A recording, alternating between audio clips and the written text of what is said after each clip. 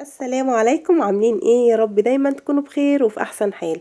زهقنا بقى من الاكل التقليدي وعايزين نغير ونعمل اكل كده سهل وبسيط وكمان مختلف. عيالنا زهقت من الاكل التقليدي بتاع كل يوم، وعايزين اكل مختلف كده يكون طعمه حلو وفي نفس الوقت يكون اقتصادي ومش مكلف خالص. يلا بينا نشوف هنعمل الاكلة بتاعتنا بتاعت النهاردة دي ازاي.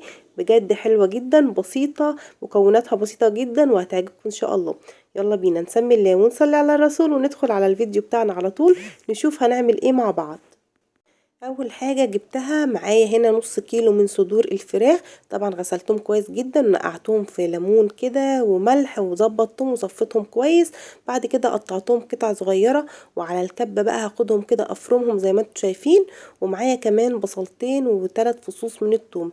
يبقى معايا نص كيلو من صدور الفراخ عليهم بصلتين وكمان 3 فصوص كده زي ما احنا شايفين مع بعض. هبتدي افرم الفراخ بتاعتي في الكبه، وما تخافوش هتتفرم معاكم بسهوله لان الفراخ طريه، يعني مش هتاخد وقت في الفرمه، تتفرم معاكم بكل سهوله. وكمان فرمت الثوم مع الفراخ. هنا بقى نيجي للبصل اللي معايا بصلتين زي ما قلت لكم. هبتدي اقطعهم كده في الكبه عشان عايزاهم ناعمين جدا. هنبتدي نفرم فيهم لحد ما ينعموا معانا كويس أوي، يعني عايزينهم يكونوا ناعمين ومش باينين. هاخد بقى البصل بتاعي وعلى الكبة هنفرمه، وبعد كده هنشوف هنعمل ايه تاني مع بعض. زي ما احنا شايفين كده فرمنا البصل بتاعنا ونعمناه. هنا بقى هبتدي اضيف معلقة من هريسة الشطة، ولو مش حابين تستخدموا هريسة الشطة وعندكم فلفل احمر الوان هنفرم الفلفل مع البصل من الاول. انا ما فرمتش الهريسة بتاعتي من الاول لانها هي مفرومة اصلا، وما كنتش عايزاها تكون ناعمة قوي، يعني عايزاها تكون باينة كده واضحة. بعد ما فرمت البصلاية حطيت المعلقة معاها كده يا دوبك، بس خليتهم يختلطوا ببعض. وبعد كده هنصفيهم بقى في مصفى كده، هننزل كل المية بتاعتهم. وطبعا حطيت مع البصل نص معلقة صغيرة من الملح علشان تساعد كده المية اللي في البصل بتاعتي تنزل كلها. بعد كده بقى هنزل بالبصل بتاعي هريسة الشطة اللي معايا، او زي ما قلت لكم لو حابين تبدلوها بفلفل الالوان هيكون حلو معاكم برضو، هتفرموه مع البصل من الاول وهيكون حلو. هنا بقى معايا ربع كده كوبايه من البقدونس، وكمان معايا بشرت ليمونايه واحده بس وخدت القشر بتاعها. هضيف كمان نص معلقه من الفلفل الاسمر، ونص معلقه من 7 بهارات، وهضيف كمان نص معلقه من البابريكا. هنا طبعا معايا معلقه دقيق، ودي اساسي علشان دي اللي هتخلي الكفته بتاعتنا تكون كده متماسكه وحلوه معايا، يعني دي ما نستغناش عنها خالص. تمام. هبتدي بقى ايه اخلط كل الخليط اللي معايا ده زي ما انتم شايفين كده. وطبعا ظبطت الملح بتاعي، يعني حطيت نص معلقه كبيره من الملح. هنخلطهم كويس جدا مع بعض كده علشان عايزه كل الخليط ده يمتزج كده مع بعضه ويكون زي الفل كده. هنا بقى المية بتاعت البصل اللي معايا هضيف عليها رشة من الملح ورشة من الفلفل الأسمر، كمان هضيف عليها معلقتين كده من الزيت، وهعصر عليها عصير الليمونية اللي أنا خدت القشر بتاعها بشرته وحطيته على الفراخ. هنعصر بقى الليمونية بتاعتنا وهنبتدي نقلب الخليط ده وهنركنه كده على جنب علشان هنحتاجه في الوصفة بتاعتنا. هنا بقى جبت الصينية بتاعتي وفرشت فيها كده ورقة زبدة، وطبعا مش أساسي، يعني أي صينية عندك هتبتدي هرص عليها، يعني اي حاجه عندك هترصي عليها. هنا بقى هبتدي ابل ايدي كده بميه البصل والفلفل اللي معايا الاحمر ده اللي احنا صفيناهم مع بعض، وهبتدي اشكل الكفته اللي معايا، كفته الفراخ او كباب الفراخ اللي معايا. بجد طعمه خطير، يعني اكله كده جديده ومختلفه وشكلها حلو جدا، وكمان اقتصاديه، يعني مش هتكلفك اي حاجه خالص. تمام. هبتدي بقى اعملها كده، انا عايزاها تكون صغيره كده ميني زي ما انتم شايفين. انا حابه الشكل ده كده. طبعا لو عايزين تكبروها هتكبروها، يعني الحجم اللي انتوا عايزينه، بس انا كنت حابه الفكره بتاعت اللي هي صغنونه كده، كان شكلها حلو جدا وكيوت. هخلص بقى كل الكميه، وهكل ما بين واحده والتانيه كده هنبل ايدينا، ما ننساش بالبصل عشان تكون سهله معايا. بعد ما اخلص بقى كل الكميه اللي معايا كده بالشكل ده، هبتدي ادهنها كده برضو دهنه من ميه البصل اللي معايا، وهدخلها بقى التلاجة نص ساعه بس تريح. وبعد كده هنطلعها ونشوف هنعمل بيها ايه. في النص ساعة دي بقى هنكون بنجهز بقية الاكل بتاعنا. مش هياخد وقت معانا، بجد طعمه حلو جدا. هنعمل شويه رز مختلفين كده وطعمهم حلو ولذيذ. هنجيب الحله بتاعتنا، هبتدي انزل بمعلقتين كده من الزيت وعليهم معلقه من السمنه، وطبعا اي ماده دهنيه انت حابه تستخدميها هتشتغلي بيها عادي جدا. معايا هنا جزرايه واحده مبشوره، نزلت بيها كده في الزيت بتاعي والسمنه لحد ما دبلت. وبعد كده معايا فصين من الثوم مفرومين، هنزل بالثوم بتاعي هشوح فيه مع الجزر كده. اول ما نشم ريحه الثوم، انا مش عايزه الثوم بتاعي ياخد لون يعني، يا دوبك بس كده ريحته تطلع، هنزل بكميه الرز بتاعتي على طول. تمام كده. هنبتدي بقى ننزل الرز بتاعنا بعد ما غسلناه ونبتدي نشوح فيه تشويحه حلوه جدا. اهم حاجه في الرز ده اللي انا اشوحه كويس جدا كده. عايزه كل رزايه تتغلف كده لوحدها بالسمنه والزيت وتكون متشوحه كويس قوي. بعد كده بقى هنبتدي نتبل الرز بتاعنا، نص معلقه من الكمون، وكمان نص معلقه من الفلفل الاسمر، نص معلقه من السبع بهارات، ونص معلقه من البابريكا. هنا بقى كده ايه هنظبط الملح بتاعنا، ومش هحط يعني نسبة الملح مش هتكون كلها، هنسيب الرز دلع شوية علشان هنستخدم حاجة دلوقتي برضو مع الرز علشان يكون متظبط معايا وما يكونش حادق قوي. تمام. اشوح بقى كويس قوي كده زي ما قلت لكم لحد ما الرز بتاعي يفلفل كده من كتر التشويح كده. تمام. الرز بتاعي ايه اتشوح. هنزل بقى بحبيتين من الطماطم مبشورين، وكمان هضيف عليهم مكعب مرق. علشان كده انا بقول لكم ما نزودش الملح قوي، علشان مكعب المرق ده بيكون طبعا فيه ملح، والرز بتاعنا ما يكونش حادق قوي مننا. وضفت كمان معلقه من الصلصه كده علشان تظبط اللون بتاع الرز بتاعي زي ما انا عايزاه. وده رز مكسيكي حلو جدا، طعمه خطير بجد، مختلف كده. جربوه مع طريقه الكفته دي هيعجبكم قوي. تمام. بعد كده بقى هنديله تقليبه كده مع الطماطم، وننزل بالميه بتاعتنا السخنه طبعا. يا دوبك كده الميه بتاعتنا هتغطي الرز بتاعنا، ونغطي عليه بقى ونسيبه يعيش حياته. اول ما يبتدي يغلي ههدي النار عليه واسيبه كده يتشرب بقى براحته تلت ساعه وهيكون جاهز معانا.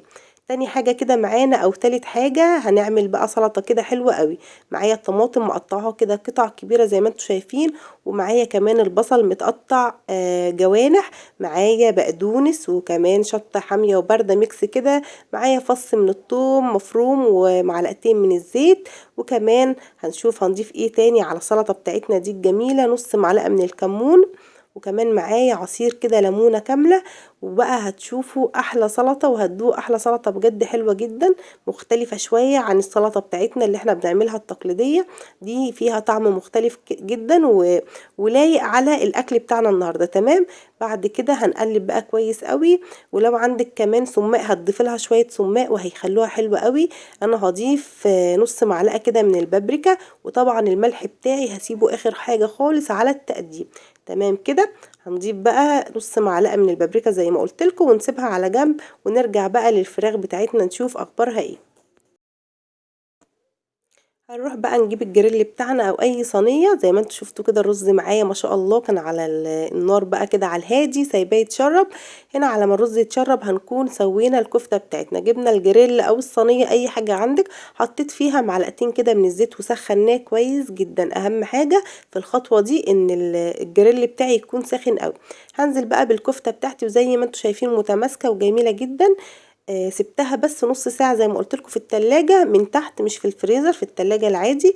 نزلت بكل الكمية كده مع بعض في الجريل. هبتدي كده اقلبها اول ما تاخد لون من تحت الدهبي ده، هنبتدي نقلبها كده، نخلص بقى تقليب فيها، وما نحاولش نقلبها يعني الا لما تاخد اللون بتاعها الذهبي، علشان يعني ما نبهدلهاش. هي مش هتتفك منك وهي متماسكة وكل حاجة، بس اول ما تاخد لون كده نبتدي نقلب فيها. تمام كده. انا معليه النار بتاعتي عليها، وبعد كده هبتدي اهدي. نبتدي بقى كده ايه نقلبها. اول ما تتماسك كده من ناحيتين وتاخد اللون الحلو ده، نبتدي نقلب فيها لحد ما تستوي معانا بالشكل التحفه ده. عايزين بقى نزودها نص كوبايه كده من الميه ونغطي عليها ونسيبها. تمام. بس هي هتكون مستويه معاكم زي الفل على نار هاديه كده، وهنسيبها تستوي يعني 10 دقايق بالكتير، وهتكون الكفته معاكي مستويه. بس كل شويه نقلبها كده ونديها تقليب علشان تكون معانا حلوه جدا.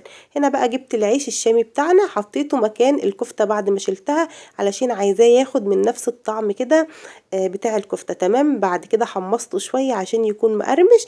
هنا بقى نيجي على التقديم. هبتدي بقى احط العيش بتاعي كده زي ما انتم شايفين، واخد بقى طعم ولون خطير جدا.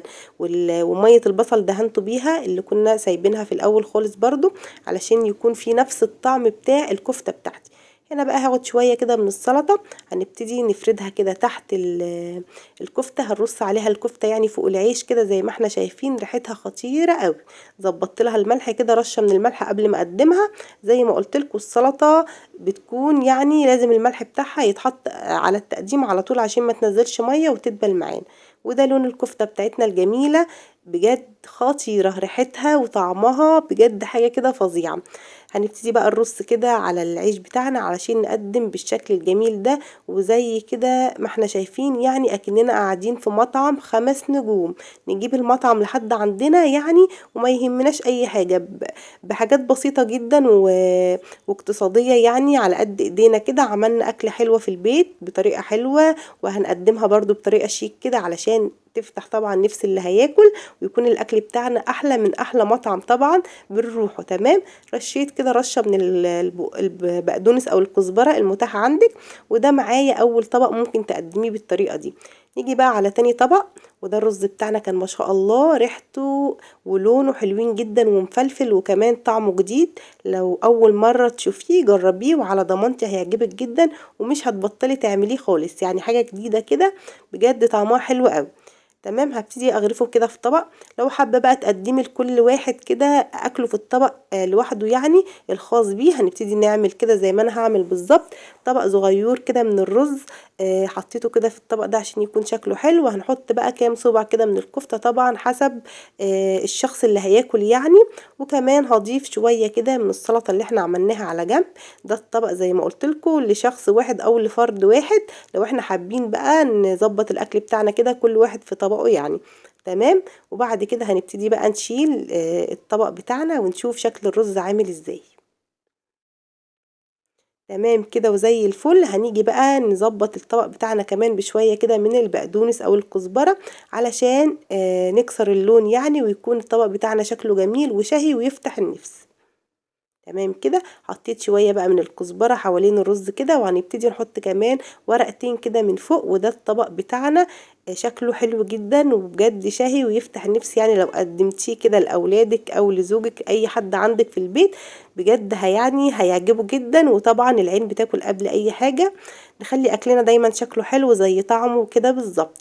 بكده الاكل بتاعنا يكون خلص زي ما قلت لكم، سهل وبسيط ومش مكلف خالص. عملنا لهم اكل ولا اجدع يعني مطعم. تمام كده. جربوا الكفته بالطريقه دي هتعجبكم جدا ان شاء الله.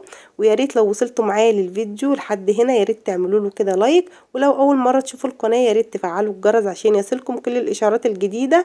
ويا ريت كمان تشاركوا الفيديوهات بتاعتي مع كل اصحابكم وحبايبكم عشان نساعد القناه توصل لناس كتيره جدا. تعالوا بقى نشوف الكفتة شكلها عامل ازاي من جوه ومن بره. بجد لونها حلو قوي. شايفين بقى؟ يا سلام بقى لو شامين الريحة ولا الطعم بتاعها خطير بجد. يا ريت تجربوها. هستنى رأيكم فيها في الكومنتات. يا ريت تقولولي لو عملتوها هتعجبكم ولا ايه. ان شاء الله انا واثقة ان هي هتعجبكم قوي. وهنا السلطة بتاعتنا زي ما انتم شايفين كده خطيرة جدا. هنا بقى ممكن نعمل كده سندوتشات بالعيش بتاعنا المقرمش والسلطة، وهيكون حلو جدا برضو. الطريقة بقى اللي تعجبك هتاكلي بيها. وبألف هنا وشفا. يا رب الفيديو بتاعنا يكون عجبكم. واستنوني ان شاء الله في فيديو جديد. هتوحشوني جدا وباي باي.